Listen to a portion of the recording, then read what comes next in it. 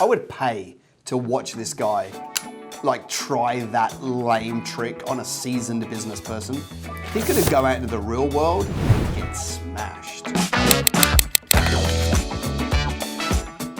Welcome back to episode 11 of Wes Reacts. This whole show is built around me being a business coach, reacting to business advice that my team find on TikTok and put in front of me. We've had a bunch of different advice. Some of it was good, some of it's indifferent, and a lot of it has been absolutely terrible. Let's see what today brings. Why you'll never be rich. Reason number one is because you think of money like a poor person does. Or number two, you think of money like a middle-class person does. Or number three, you don't think of money like a rich person does. What does that even mean? The difference, whether somebody is rich or poor, is not determined by how much money they make or how much money they have. It's determined by what they think the purpose of money is. Poor people think the primary purpose of money is paying bills. Middle-class people think the primary purpose of money is maintaining good credit so they can buy things they can't afford. And rich people believe the primary purpose of money is turning it into more money. And the reason you'll never be rich is because you think like the first two and you don't think like the last one. And when you change that, then you will begin to be able to start creating wealth for your family. In fact, I did an entire video on this called Rich People Do This with Money. Go check it out. I'm a massive fan of Myron, but I think it's too linear to think about those three areas for a kingdom entrepreneur. Right, like poor, they want to spend their money, middle class spend their money. He said the rich use their money to make more money. Listen, I think there is a class that sits outside of those three, and that is those that have a kingdom worldview, right? Like, I am not interested in using money to make more money. I'm interested in using money to contribute to bringing kingdom to earth, to be, to lend to God by feeding the poor, for funding evangelism, for discipling nations. That's gotta be the end game. When you start out, sure, you don't have a lot, you get very resourceful, you can make it go a long way. You might get to the point where you have discretionary money, right? And therefore the trap will be not spending it on dumb stuff, right? But when you get to the point where you are rich, it is not about the money. He's right there, but it's not about making more money for money's sake. For the kingdom entrepreneur who wants to seek first the kingdom, it's got to be about the kingdom. The reason why you want to put money to work is so that you can actually do your part in advancing the kingdom of God, right? We don't want to make the pinnacle of wealth creation just creating wealth. We want to take it a level higher and go, what does the wealth actually do? Right? You've heard it said many times, when we die, you can't take anything with you. It's not true. You can take people, you can take souls, right? You can disciple people and make sure they get into heaven. That is what your money is actually for. I'm going to tell you this, my entire company, my entire team, if you don't have a six-pack, you don't work for us. No, I know. It's called, everybody say standard. How about we raise them? How about we raise them? How about we raise them? How about you guys quit getting civilized and you guys quit settling? There's some people in this room that said, I would sue my company if they told me I had to have a six-pack. We know you would. That conversation was for the 1%ers. That wasn't for you. Well, Andy, you'll be happy to know that I've been working on my six-pack every day for the last little while in the hope that one day I can come work for you. But it's not even about the six-pack. Andy, you'll be happy to know that I get up at 3:30 in the morning and I spend 7 hours working on myself. I cold plunge, minus 20 for, about an hour every morning. I'm bench pressing, 300-400 pounds most days. My company's doing $100 million a day.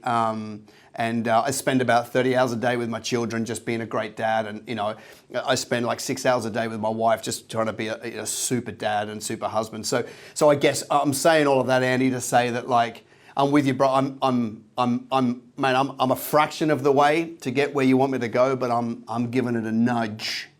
In all seriousness, I'm a big fan of anybody that gets us to raise our standards. And there is a direct correlation between how you feel, in your body and yourself and your mind, and your confidence going into work every day.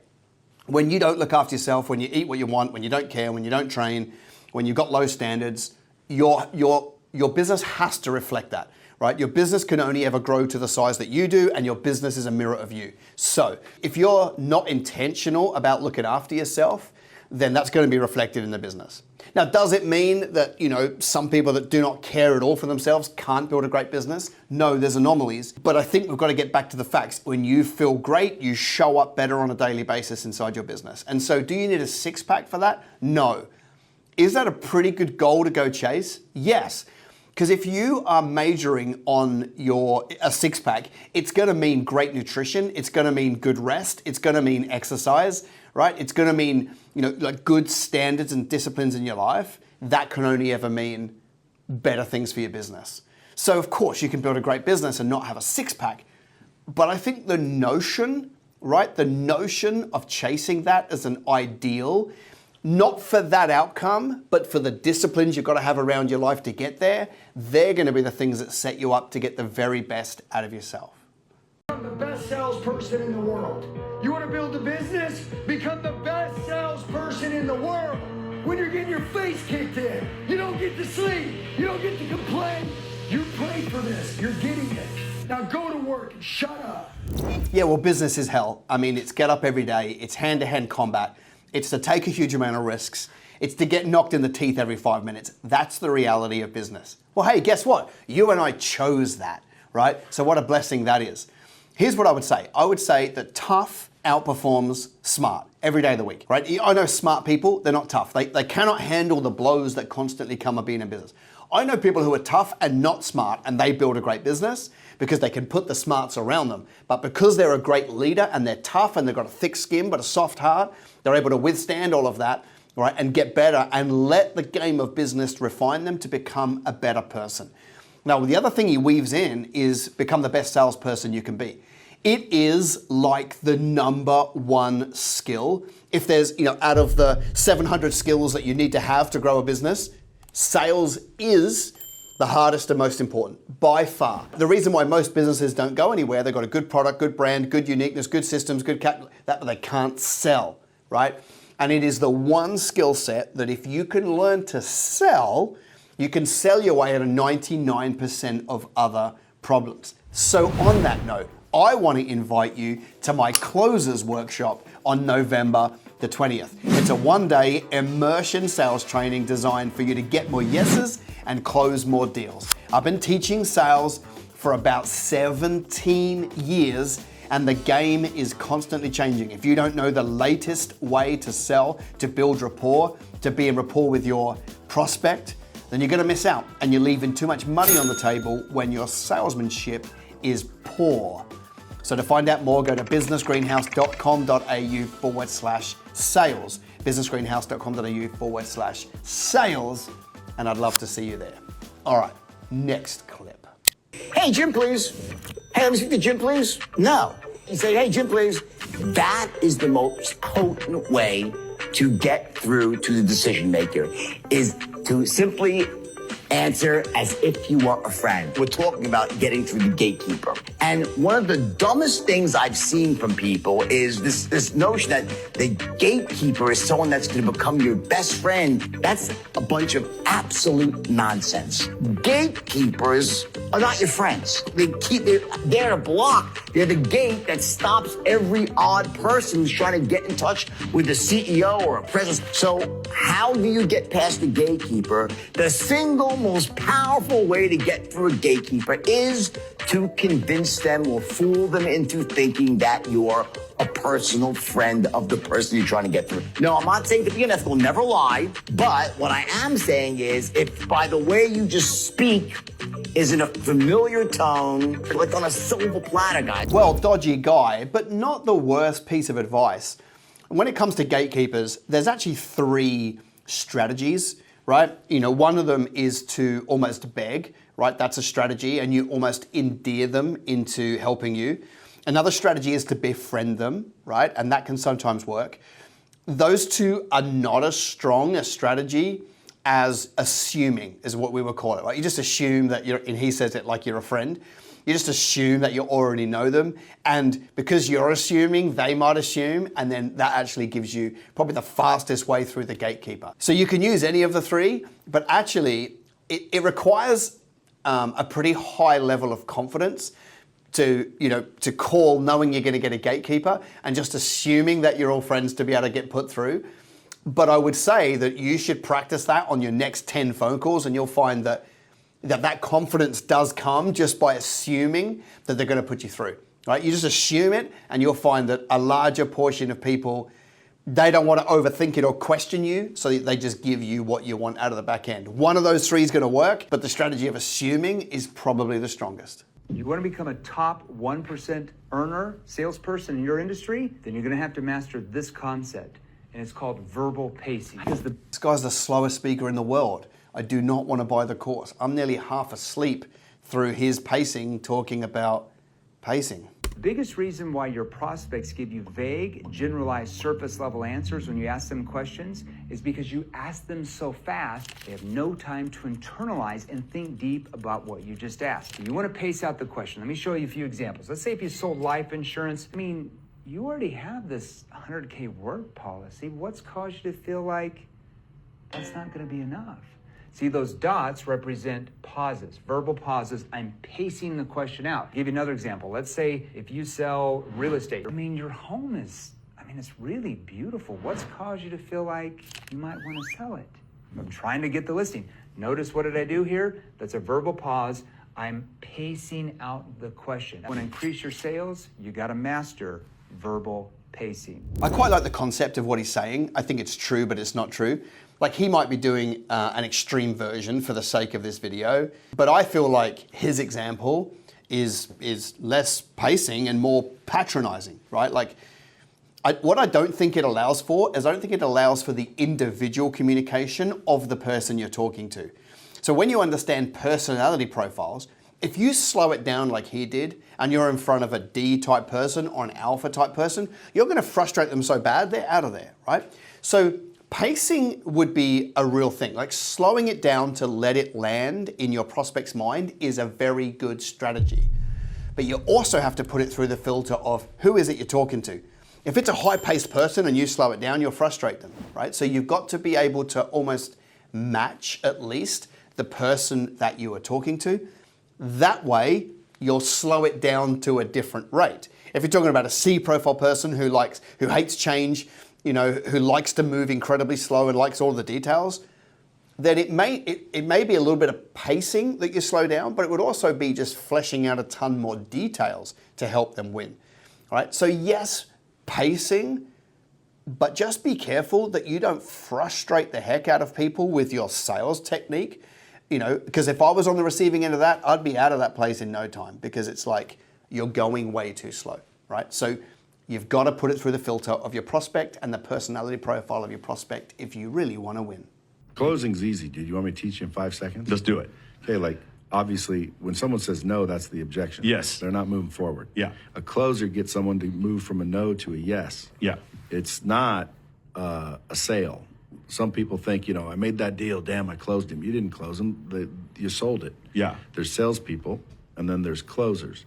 Now, the closer, by my definition only, because there's some people out there might not agree, is when they get you from a no to a yes. So if you're saying no, all I have to do is identify and isolate the objection. Yeah. And I do that by creating a hypothetical solution and then get you to say yes. Then I use logic to solve the problem. But here's the key. Don't try to sell anybody anything. Yeah. Try to help them. Then you become a badass salesperson, top-notch salesperson, and you're not even a salesperson, you're a help person.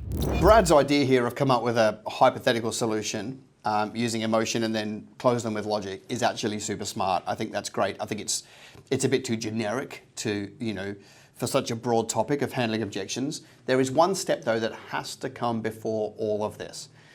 When you get an objection from somebody, you need to ask them if it's the only objection.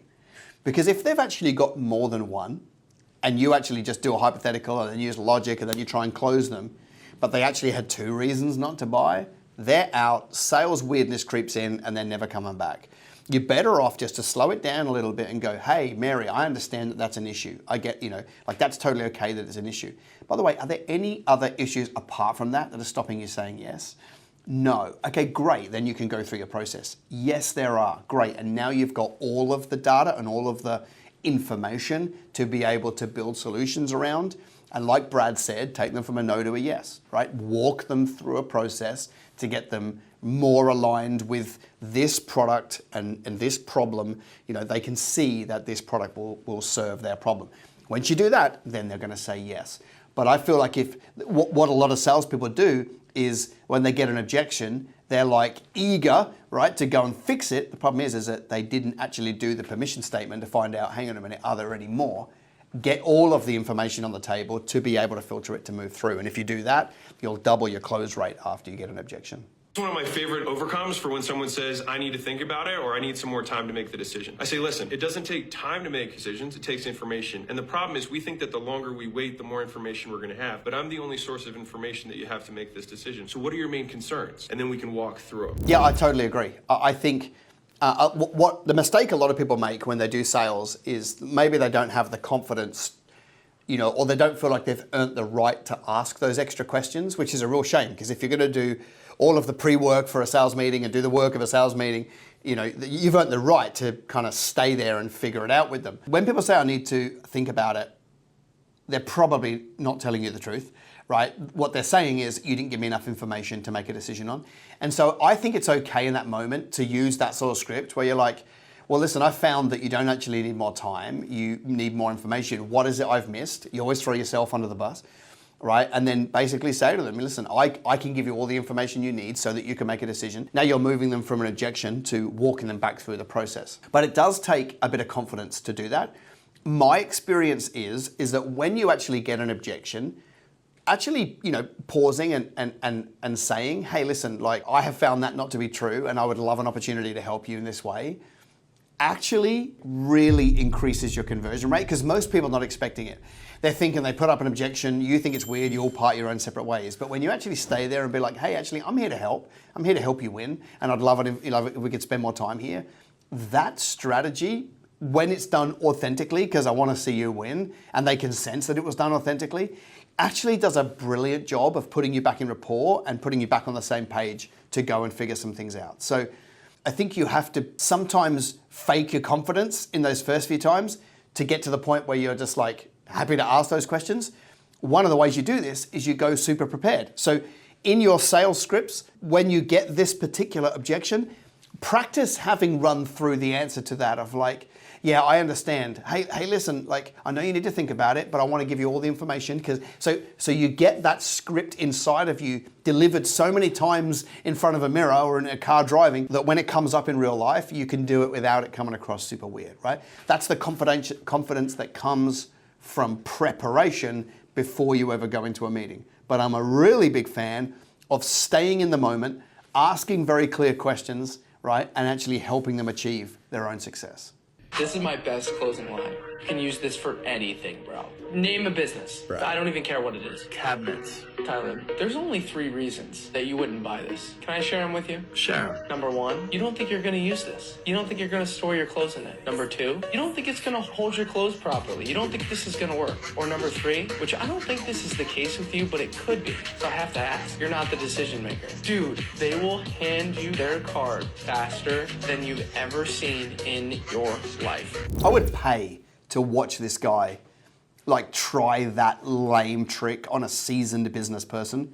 Or maybe differently, I would love to see him try that in Australia in the penal colony that we are, trying that kind of dumb, young, stupid, naive, giggly podcast influencer type advice.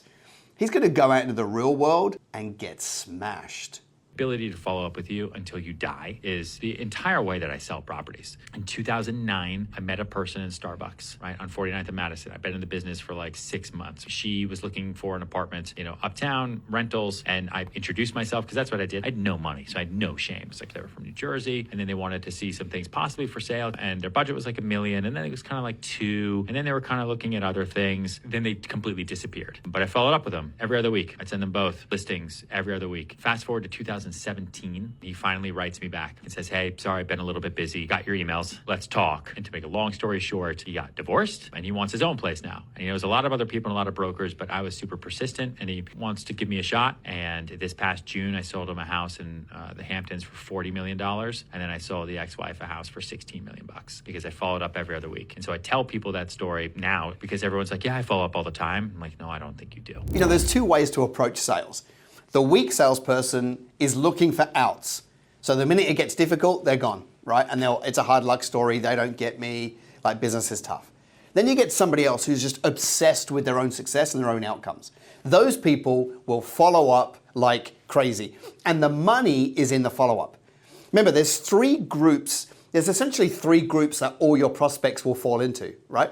There's the group of people that were always going to buy from you no matter what you said. There's a group of people that were never going to buy from you. It doesn't matter what you said. And then there's this large group in the middle, which are the people that can be convinced, right, through good salesmanship, good scripts, good processes, and very, very, very diligent follow-up. Some would say obsessed. Here's how life works in the real world. If you're doing your follow-up and you'll try them once and you'll leave it a week and call them again and leave it a week and call them again, and then you'll send an email and then you forget about them, that's not follow-up. That's vanilla. That's what everybody else that's trying to sabotage their future wants to do. If you really want it, if you're really hungry, you're going to multiply that effort by 100 and chase it down. You know, if you've gone to if somebody booked a meeting with you and had a meeting with you and got a price and a quote from you, there is a need. There is a need in there somewhere. You, as a salesperson, have to dig it out. See, here's how it happens in the real world. I have a lot of people that want to book meetings with me, right? Or we might go and find a vendor, we get a price on something. And in my mind, I'm like, yep, I'm going to go with them. That's in my mind. But they'll call me and I'll ghost them. And then they'll call me and I'll ghost them. And they'll call me and I'll ghost them. Not because I'm sitting there thinking, this will be fun to ghost. Because I've got lots and lots and lots and lots of things to get done in a day. So I'll ghost them, right? I won't reply to their emails. By the way, this is not everybody. I'm talking circumstantially. Some people in their follow-up, it's like, it's not the right time. I can't answer now. I can't answer now. I can't answer now. I can't answer now. Then they send me a text message. Then they send me an email. Then they call again. Then never again. Okay, so now what happens is, if they stop, they're forgotten about in my mind in about 6 minutes, right? But if they're diligently following up, there will be a time that I'm actually able to take the call. It could be that like one morning, like 3 months later, I'm brushing my teeth, I've got my phone in my hand, SMS comes in from that person. And I'm like, oh, I can now. So I quickly write back, call me today at midday, right? What was the difference between the 15 attempts and that one? It was the right time for me to be able to have that discretionary time to reply. And that's what you never get when you're a lame salesperson that just does a few follow-ups, throws your hands in the air, and walks back to try and find another customer. Diligent, diligent, diligent, diligent, hitting them in all different ways, and at some point, it'll be the right time for a bunch of those people to say yes, and then you finally get a return on all of that effort and money and energy that you put out in marketing and selling to them in the first place. Well, that's a wrap on episode 11. My whole goal here is to take what they say and then wrap another training around it, trying to give you information, strategy, knowledge to add to your business. Don't forget, November 20, my closers workshop. I'd love to see you in the room. Sales training is typically thousands of dollars, but mine is not. Why? Because I want to see you win. So if you can make it, get into the room on November 20. Otherwise, we'll be back for another episode really soon.